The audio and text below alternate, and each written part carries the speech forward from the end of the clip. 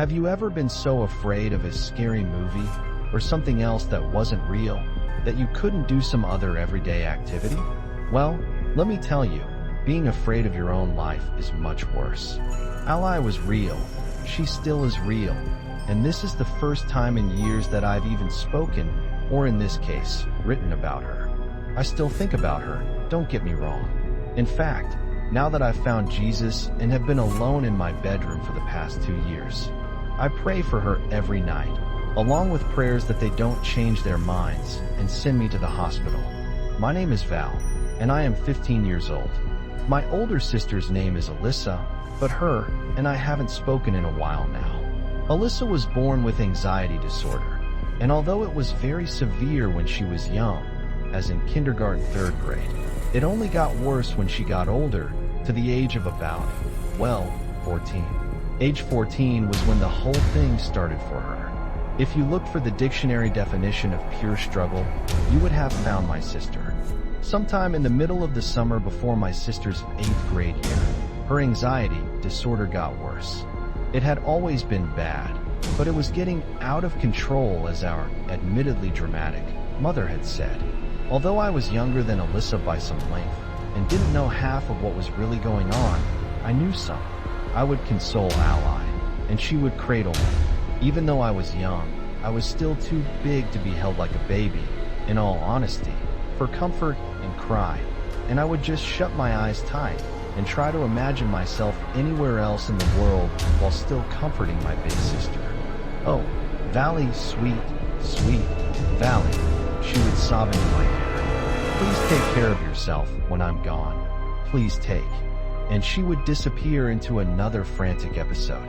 Allyssa was very sweet and fun to be around when she wasn't in full-fledged panic mode. So, one day when her and I were playing checkers, I asked her the question that had been bothering me since she had first started deteriorating. "Yeah, love," she replied with a smile. I looked up at her and tried to sound casual when I asked her, "What do you mean when you say when I'm gone?" "Well, I'll be in college and moved out of the house before you do, so you'll be alone with Mom after I leave." "I am just thinking ahead," she said with a smile. This reassured me, so I smiled and left it at that. Our family lived by a nice river, and we had a little dock. When Ally was having her good days, she would go down to the dock and just sit there. I would hear her talking sometimes, and after listening for so long, I realized she was talking to the water. I would hear her let out small, but deep sighs, as she told the water how much she trusted it. It made me feel bad that she never said that to me, but whenever I brought that up to our mother, she said my sister just didn't want to worry me with her problems and concerns. Late in Alyssa's 8th grade year, our mother and her therapist forced her to take a medication, and she was told to give up all hope by the one doctor she used to trust. Allyssa lost it for a little bit, shutting out our entire family aside from me, who she still invited into her bedroom every night to hold and cry with. It was strange, because for the few days before the medication started, Allyssa wouldn't talk to anybody. She came out to eat and used the restroom, and for the rest of the time she stayed in her room. I could hear her not-so-soft sobs whenever I walked by her room, but Mom and Dad ignored them. I always wondered why, though. Life went on as usual for the rest of us, just no Allyssa. See, she would go to the river every once in a while with her friends, but we only saw her if we spied on her. The doctors said she could become depressed as one of the side effects of the medication, but she didn't until later on. The only side effect my sister really got and didn't lose was sleepiness, but she couldn't fall asleep at night. Allyssa was morally, and strongly, at that, against medication, so when our father suggested melatonin, she somewhat quietly and all the way politely refused. Allyssa would be up in the middle of the night sobbing, awake for a few hours in the day, and then take multiple naps in between her hours of consciousness. One thing had gotten better, though.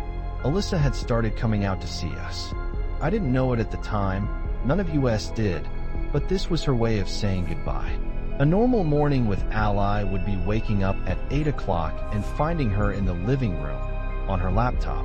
Her cheeks would sometimes be stained from tears or dried mascara under her hollowed eyes. She would act happy, and if anyone asked if she was okay, she'd say she was.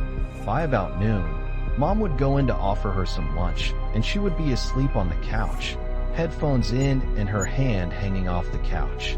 The day would repeat these hours, weeks repeated days, and months repeated weeks. A year and a half had passed of this, and Allyssa was getting much, much worse. She would still come out, but she refused to fall asleep in anyone's company. She stopped going to the river. I heard her sobbing and praying desperate words to the God she had whenever I passed her room.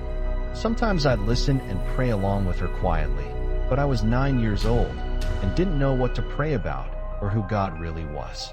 A few weeks after I had started praying with her, I noticed lines across her wrist. She had told me she was practicing drawing straight lines for her art class and had ran out of paper.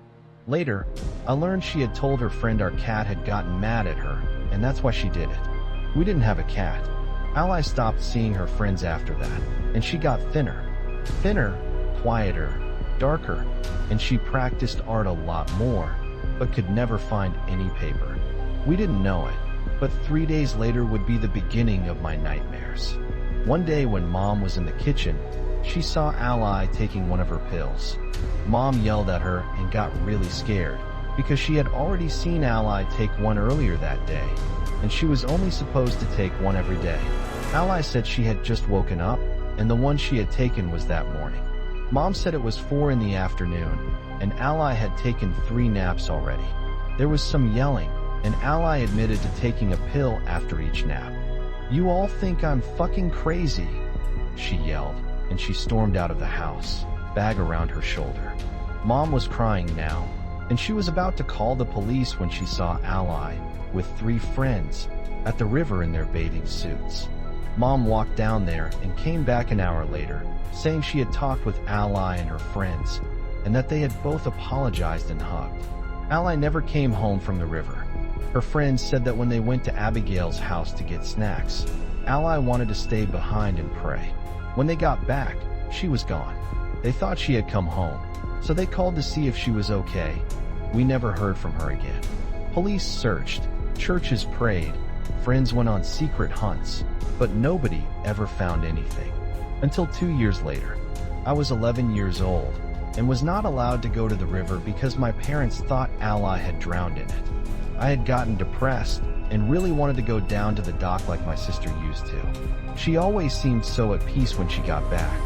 I told this to Dad, and he finally agreed. Mom was hesitant, but I told her I would be back in an hour, no matter what, and I'd be extra careful. That loosened Mom up a bit, because 10 minutes later I was down on the dock. I was just sitting there, quietly sobbing, until a large gust of wind came.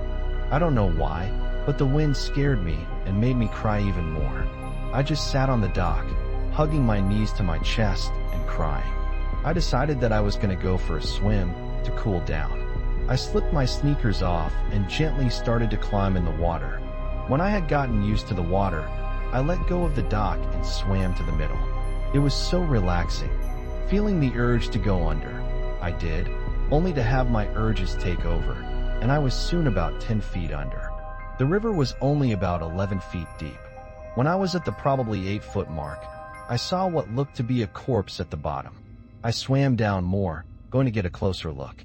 What I discovered that moment changed my life forever. The corpse was Ally. I held her freezing hand and pulled her to the top, laying her lifeless, rotting figure on the dock. There was mold growing around the scars on her wrist, and I started crying just looking at them. I screamed for my parents, and when they came running down the ramp of the dock and saw Alyssa's corpse, they froze. My dad started yelling at me, while my mom ran back up the ramp, pulling her iPhone out of her pocket on her way up. There was a metal box tied around Ally's stomach, and Dad was too busy trying not to look at it that I had time to distract him. I cried harder and more intensely on purpose, and when he finally looked down at me, I covered the box with my arms and screamed, "Call the police, Dad." He ran up the dock, already working up a sweat, as I struggled to break open the box. Inside I found rocks, which was probably why she was weighted down, and something I didn't expect to find, a suicide note. I'm so sorry to do this to you. It was the medication. I couldn't take it anymore. I couldn't take life anymore. I'm so sorry, baby girl. Please take care of yourself. I'm watching over you as best I can. Yours truly, your big sissy, Allyssa. Now 15 years old, I am diagnosed with severe anxiety disorder and minor PTSD. My father and I live alone in the city, far away from the river.